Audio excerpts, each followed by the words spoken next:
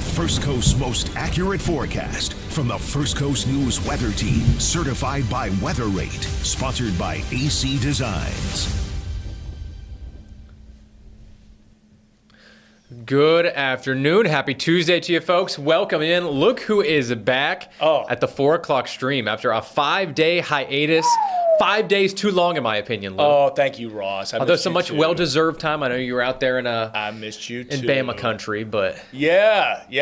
Bright-eyed and bushy-tailed at a wedding, a family wedding. You going to hit us with a roll tide now? Or No, never. I got enough of that, though. You still got your spurs out, is what you're saying. 100%. Okay. Cock-a-doodle-doo. There was in Sweet Home Alabama, there's because the band at the reception, this was in Birmingham, by the way, played Sweet Home Alabama not once, not twice, 3 times, and Freebird.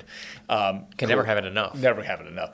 But there's a Roll Tide roll that gets interjected somewhere in Sweet Home Alabama. And I heard that on repeat. So I'm good on any Roll Tide. God bless you. If you're a Bama fan, you've got a very good football team, okay? you can live with Lou Turner bashing you just a little bit. But anyhow, it's been a long weekend, road tripping, in fact, up through the mountains of Alabama, and did not get a reprieve from the heat and humidity.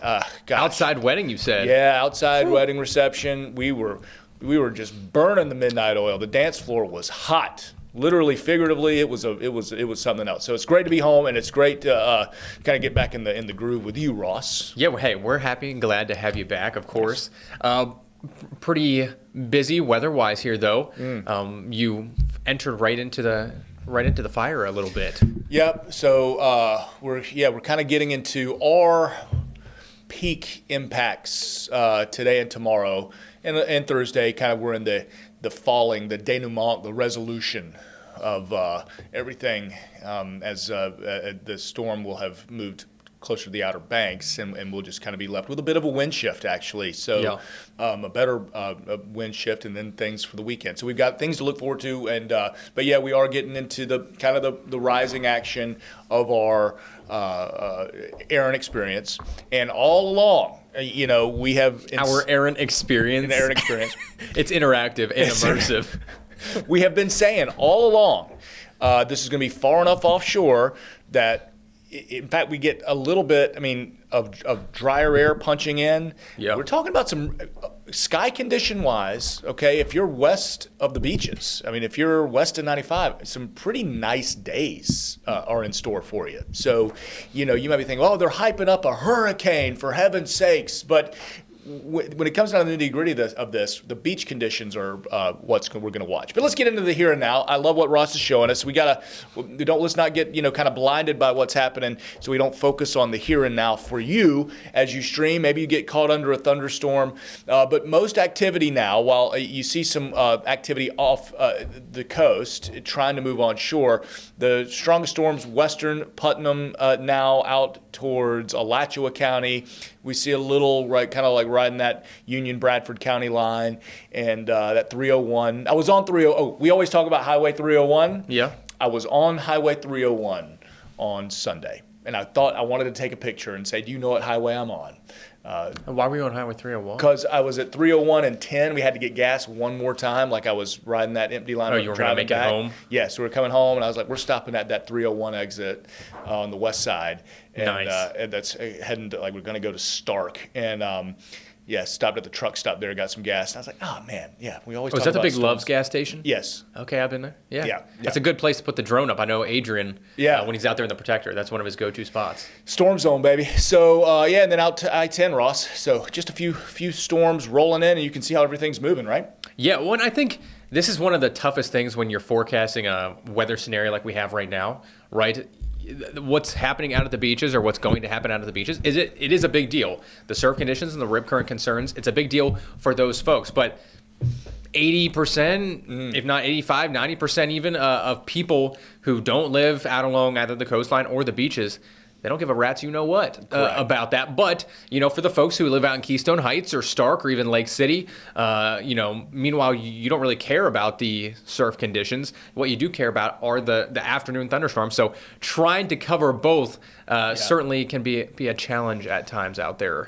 Yeah, because you're especially now on the stream, it's great. We've got a good amount of time. We got a half hour to sit and chill together in an on-air broadcast. Kind of inside the business, you're given 2.5, 3 minutes to do a full forecast. And that first weather that you see us at the top of the show, usually like 45 seconds, and it's almost like you're kind of serving two bosses here. The hurricane, of course, is of interest, but as this skill set and what we're learning in our social science is part of being a meteorologist, the communication element, and it's learning every day. You're trying to get better every day. Is making sure we're still communicating the fact that we're going to get the heat and the afternoon thunderstorms going as well. So Wednesday, just got a quick little, just got a message from a viewer saying they love the conversation about the Love's gas station, showing some love to Love's. Really? Yeah. Okay. So thank you for that. Thank you for that. Won't name any names. They know who they are. They know who they are. Well, awesome. Yeah, the Love's is fine. Right. Yeah, it's a great facility, and it's if I'm road tripping I-10, that's.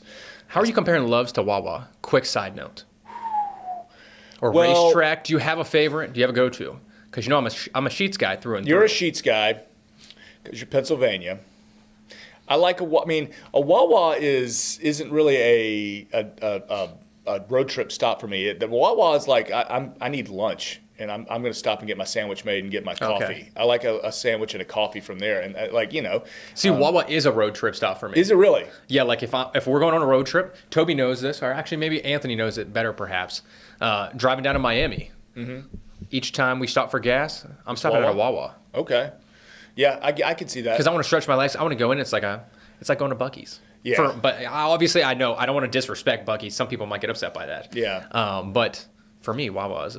It's so funny you mentioned that because Buc-ee's is kind of the king of the castle. Yeah. In terms of that type of gas station experience, and in Alabama there was a Buc-ee's right off 20, we're close to where we were staying. And I'm from, obviously, down here in the South, but my wife's family is from Western New York. And that whole family we were staying with, it was their nephew, my nephew by marriage, but was getting married. None of them have ever been to a Buc-ee's before until this trip. So they were like, we're going to go see what all the fuss is about. And they went in and got the barbecue. They got the brisket burrito. And they went crazy. So they made 3 trips to Buc-ee's at one point. And they were like, Lewis, I know you're going to think we're crazy, but we're eating at a gas station. I'm like, are you going to Buc-ee's? Like, oh, my God, you've heard of Buc-ee's? I'm like, yes. Yeah, we've heard of Buc-ee's, and I respect it. I'm in. Let's go. Let's go get some You're like, brisket. I live 15, 20 minutes from the closest Buc-ee's. And they're like, oh, my God, you could just drive to one anytime you want. I'm like, yes, I can. It's great. And then it was this whole cultural experience. So, Love's versus Wawa, I guess Wawa just taking the edge. Just I think the food experience. You're putting your order in at the kiosk. You get a little receipt. They're calling your name, your number, and then you go get your sandwich. I appreciate that. Okay. So there you go. That was a lot more of a tangent than I expected it to be, but we digress. You get full tangents with me, so be careful what you ask for. Let's talk about the rain chances tomorrow a little bit. Okay. We've talked about kind of the coastal showers each and every morning. Yep. Tomorrow, wind direction is going to change just a little bit, right? It's been out of the east-northeast or northeast really the past 2 days here. Tomorrow, I'm expecting more of a north-northeast wind. So with the orientation of where those showers are going to move on shore, I'm really thinking most of southeast Georgia stays pretty dry. And especially our inland areas of southeast Georgia, so the Okefenokee, I think stay relatively dry. So I'm really zoning in on the southeastern quadrant of Duval County, Clay County, Putnam, St. John's, Flagler. Probably have the best chance to see rain. I think it's going to be few and far between with regards to any rain chances really, let's say west of Highway 17 tomorrow. It's a great point. And Ross talks about fetch a lot and winds and the direction and how much water they're moving over and where they're pushing that moisture. And if you look at the map before kind of putting anything else into motion, you look at how Georgia's coastline is oriented relative to how Florida is oriented, especially when you get south of Duval, so down towards St. Johns County. So it's almost like if you drew a straight line from St. Simons to St. Augustine, it's like they're facing each other, so to speak. So that direct north or north-northeast path is going to kind of, St. Simons kind of be blocked out because there's no water due north really of St. Simons. If you go due north, you're getting inland Georgia, so you're not getting the fetch. Now, other hand, St. Augustine, Ponte Vedra almost face essentially that north wind is going to push good ocean current right over those beaches. And it's also, why we're with the winds, the rain chance, while low, still relatively low rain chances, even at the highest level, we're not going to see a washout. So we're not talking about the rain being a major impact from Erin brushing several hundred miles offshore. So shallow coastal showers for the most part. Yeah, agreed. And then those winds push north and create the longshore currents, which lead to the potential for rips, but big waves on Wednesday, long period, powerful waves, 10, 11 feet, certainly wouldn't be a shock, and even bigger. And then I know we'll get into it, but Thursday, again, you get the offshore, so you get the more west wind on Thursday, an expert surfer's delight, bigger rides, better period. All right, Surfer's delight. I like it. Surfer's delight. The expert though. I'm not. I don't want any novices still out in the water. But let's break down our the tropical alerts, because I know Outer Banks, they actually had they're taking people off the Outer Banks, forcing evacuations. Yeah, they had those mandatory evacuations in place as early as yesterday morning. So those are still ongoing. Tropical storm warning in effect for the Outer Banks. So. And that includes kind of North Topsail Island up through Morehead City. And then the new thing today is the tropical storm watch for Virginia Beach up through the Delmarva area, so Ocean City, Maryland. If you're from the Northeast, a lot of folks go to Ocean City, Maryland for their vacations and things of that nature. So just south of the Indian River Inlet up there in Maryland and Delaware. Nice. The tropical storm watch is currently in place, and we'll take a closer look here then and kind of show you the wind field and where some of the stronger wind gusts could be headed. That's really just a precursor when you look at the actual watches and warnings.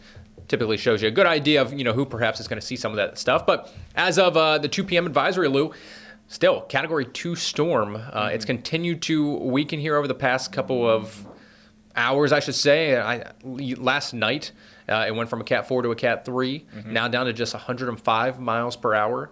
The pressure's continually gone up a little bit. So I think overall, the wind field, that energy that was so strong and poignant early in the weekend, right on Saturday, it was like a pin where those strong hurricane force winds, those Cat 5 winds were at over the past couple of days. That centrifugal force really just allowing the storm to continue to expand out. Can't keep all that energy, pinned tight right where that area of circulation is. Right, especially with the steering currents fighting so hard against it. You just can't maintain that level of power while this turn is occurring. But, you could look at that, infrared picture. And not nearly as symmetrical as it was. Exactly. And almost like borderline west side of it, no activity, essentially. It's all really heavy on the east and the north when you're looking at kind of at the bigger cloud cover out and expanded from the center, but flat almost on the west side, and a great indicator of some shear, like that shear that had to occur in order for the north turn to take place. So forward motion has picked up northwest. We like to see that at 10. This morning it was about 5 to 7, and then our the wind speeds have even gone down since this morning. 115 during Good Morning Jacksonville, and now 105. So red flags flying at the beach. Our live look. Yeah, this is at Atlantic Beach out there. Got a couple folks even got their pup out there. But just kind of staying close to the shoreline. You can see some of those breakers rolling on in, and it'll be interesting to see, tomorrow when we get kind of the peak waves, what that visual actually looks like. I know yesterday Lee and I were in here saying we want to take like a mental snapshot of what the waves look like yesterday compared to what it looks like today. So, Toby, if you have the Jacksonville beach cam that's zoomed into the waves, so we can pull that up then and kind of just compare a little bit to what we saw yesterday. Buoy showing about 4 to 5 feet. Yesterday at this time, they were showing about 3 to 4. Okay. So it is growing. Yeah, there's a good look for you. Yep. And there is a surfer, or there is a swimmer out there at least. Yep. Got ourselves, it looks like, paddling out. So a little surfer doing their thing. And another one about to go try it out too. Again, our advice is stay out of the water and follow the flags because if they got the red flags flying, I mean, they know what's up. But I know that the urge is there. And I think this camera can be a little deceiving, Okay. right? Because we're so far away Yeah. and up Yeah. that you're looking at the waves, you're like, oh, that doesn't really look that bad. But you have to compare it to the people at humans. the water's edge. Yeah. So you got that one person walking into the water in the bottom right-hand corner, right? They're Yep. about waist deep. Yep. And then look at the waves And- still, 20 to 50 yards offshore from them. Yep, and pushing that poor fella. Yes. He's going to go take a swim. So there he goes. So great. Yeah, you have to have the bodies provide great perspective for the size. So the breakers, and they're only going to get bigger through the day tomorrow. And if you are going to be one of those people who you're not going to heed any of the caution, right? Because there's going to be some of those folks who they're going to go swimming or they're going to go surfing. Yep. Please just try to do it near a lifeguard stand. Yeah. Know what you're doing, know what you're getting into. Yes. Because we're talking about, that long period, the 15-second. All that energy behind it. A lot of punch comes with those waves. So obviously, no exact, but yeah, more surfers, maybe surfers delight, right? As we were saying out there as we get to Wednesday. Thursday though would be the better day. For a longer ride, I think. Just with the west, the Light west coming from wind. onshore. Yeah, I think you're going to be doing a little bit better. Well, let's take a look at the forecast here, Toby. If you want to pull the graphics back up, so there were your currents. Oh, of course. Another just side note, quick: small craft advisory is in effect for all of our marine and coastal waters, and of course that high surf advisory. Yesterday was for the Savannah area. That's now been extended southward, so the entire first coast also included, at least for our coastal areas, for the high surf advisory as well. So we're going to talk about the wave heights. The rip current concerns will continue to be in place through at least tomorrow and Thursday. Yep. Ocean conditions will begin to gradually improve a little bit then by Friday, but this is kind of the latest track on Erin. I thought I had some pause points in it. Sorry, Lou. No, it's all right. I mean, it tells a story of that 10 to 11 foot. I mean, even maybe you're getting some 15-foot breakers. Out at the beach tomorrow. I mean, that won't be the steady story, but there will be some outliers that could give you that as it moves through. The wind, this is a great graphic, showing still how far away that even the tropical storm force winds are going to stay away from the first coast in southeast Georgia while flirting with the Outer Banks. There's your wave heights yet again. And Sorry, I'm going to just play them back a couple times since I have no pause points. That's all right. So those, I mean, when you see the white on those wave heights, you're talking, gosh, big boys out there. Look at skirts right across the Outer Banks, and then check it out, Nantucket. Yep. Up towards Cape Cod. Yep. Perhaps by the Thursday, Friday. And it'll be interesting. And it's not necessarily, for the Outer Banks, when you talk about evacuations, it's not so much the tropical storm force winds that's the issue. I mean, they handle that. I mean, any day of the week. It's just the overrunning and overwashing the waves coming up and over there. I mean, the real potential for a surge issue with Outer Banks. So you got to get folks off the island. You run from the water for sure. Important graphic here, Ross, and I know he made this for us. I kind of just added the tides to it this morning. Your big tide numbers for this evening. We're going to have high tide at 6, Jacksonville Beach.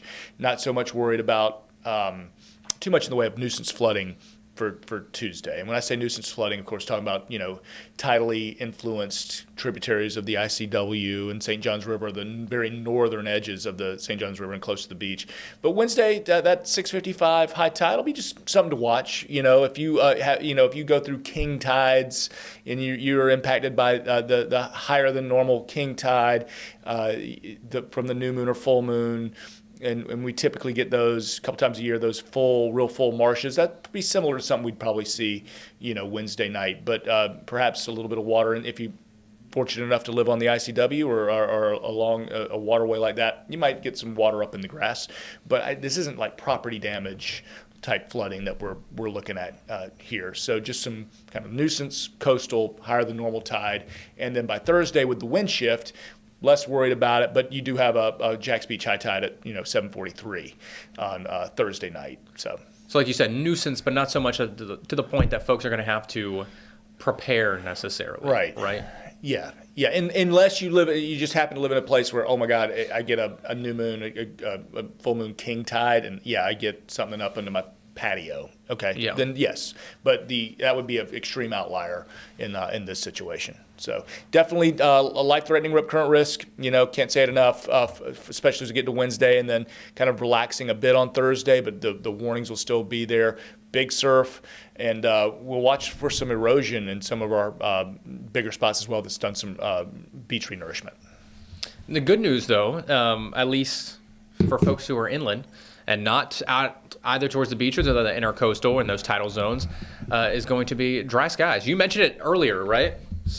Actually, 2 very nice days weather-wise for the most part, meaning with regards to cloud or to sky conditions. Mostly sunny for the most part, especially on Thursday.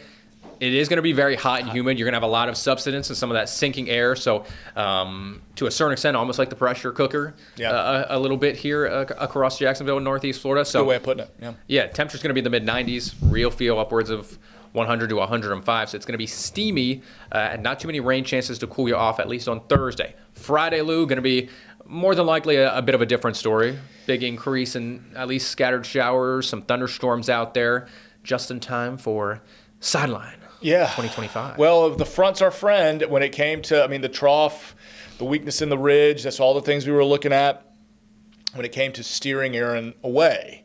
But now we got it dipping down right in time, for sideline 2025. I accidentally put the 2024 graphic on this morning. I did it quickly, though. I realized my mistake. I realized the error of my ways. I saw Manor at Creekside. I was like, oh, this is ready to go. It's like, dang it, Lewis. But that was my fault. But I knew I should have put that in an email. No, you did put it in an email. You did. Do not use. You put it in an email, and I got a little overzealous. But I don't blame you, though. I'm excited. I'm excited, too. It's just we have the potential for around kickoff, maybe getting some wet butts in the seats. But we're prepared for it. You know what? It's like we've been waiting so long for football. Yeah. Let's get after it. And the kids are ready, too, right? Oh, yeah. They don't care. I know when I played. Now, of course, you don't want to play in lightning, and the schools won't allow that. But if it's just raining, I love those games. Yeah. The mud, sloppy weather. A couple of great programs with our game of the week, Mandarin visiting Creeks. That's a big one right off the bat. So that's cool. Trying to think who else. I do have another graphic made with all the games that we're going to be highlighting. We'll touch on that later here, later on in the week. Kind of once we get past the worst of Erin here. So this is a great graphic showing kind of the Atlantic is waking up, the African wave train is waking up. We're getting to the peak of the hurricane season. We've got that medium chance of development over the next 7 days, that orange wave and the orange blob that's going to kind of move into the wake of Erin. And modeling Ross, the same weakness of the ridge, the Bermuda High shifting, and then also, the turbulence that Erin has created, the upwelling it's created, it's just not running into the most favorable environment for continued development. There are some outliers in the models, that we're going to absolutely need to watch. So you get beyond Friday, Saturday, we just need to continue to check back in on this system. But so far, encouraging thoughts. Yeah, and I think the fact that both the European, the GFS, a couple of the other longer range ones, they're starting to all kind of hint at the same idea. So you mentioned there's going to be some outliers out there, but I think, the consensus is starting to become it's going to be a very weak storm at best, more than likely a recur. But of course, we're going to watch